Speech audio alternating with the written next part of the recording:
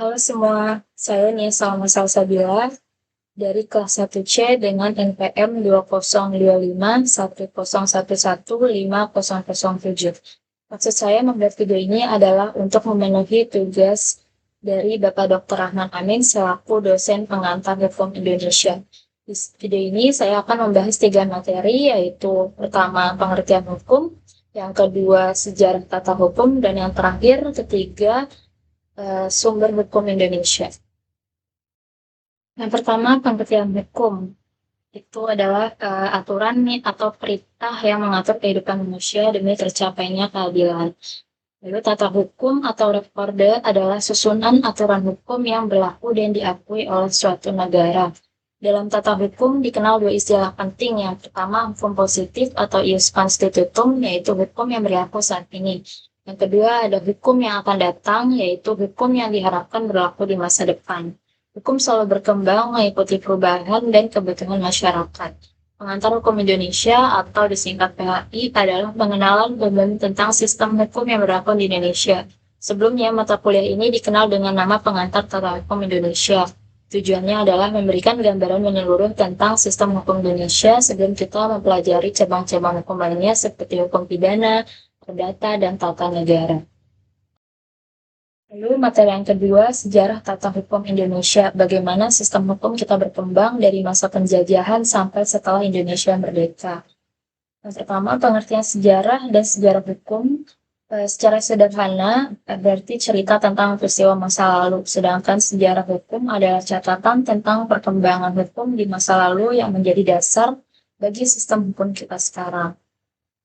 Masa sebelum merdeka, sistem hukum diatur oleh kekuasaan asing mulai dari VOC dengan Statuta Batavia, masa kekuasaan Raja Belanda dengan berbagai kitab hukum, hingga masa Jepang dengan peraturan militer Osamu Seirai. Setelah kemerdekaan, sistem hukum Indonesia terus menyesuaikan mulai dari Undang-Undang Dasar 1945, Masa Republik Indonesia Serikat, hingga akhirnya kembali ke Undang-Undang 1945 lewat Dekret Presiden tahun 1959. Sejak saat itu, hukum nasional berkembang berdasarkan Pancasila dan Undang-Undang 1945. Jadi sejarah tata hukum Indonesia menunjukkan perjalanan panjang bangsa kita dari pengaruh hukum adat, kolonial Belanda, dan Jepang sampai akhirnya membentuk sistem hukum nasional yang berlandaskan Pancasila dan Undang-Undang 1945.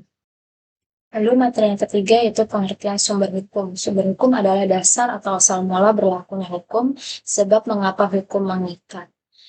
Menurut Sudikno, sumber hukum bisa berarti asas hukum terdahulu, penguasa yang memberi kekuatan hukum atau tempat hukum itu ditemukan seperti undang-undang dan dokumen hukum. Sumber hukum dibedakan menjadi dua. Yang pertama material, yaitu faktor sosial dan moral yang mempengaruhi isi hukum seperti kesadaran dan rasa keadilan masyarakat. Yang kedua ada formal, yaitu bentuk hukum yang resmi seperti undang-undang, kebiasaan, jurisprudensi, traktat, dan doktrin. Undang-undang adalah peraturan tertulis yang dibuat DPR dan Presiden bersifat mengikat. Ya, lalu kebiasaan adalah perbuatan yang berulang dan diterima masyarakat sebagai kewajiban hukum. Yang ketiga, jurisprudensi, yaitu keputusan hakim yang dijadikan pedoman oleh hukum lain.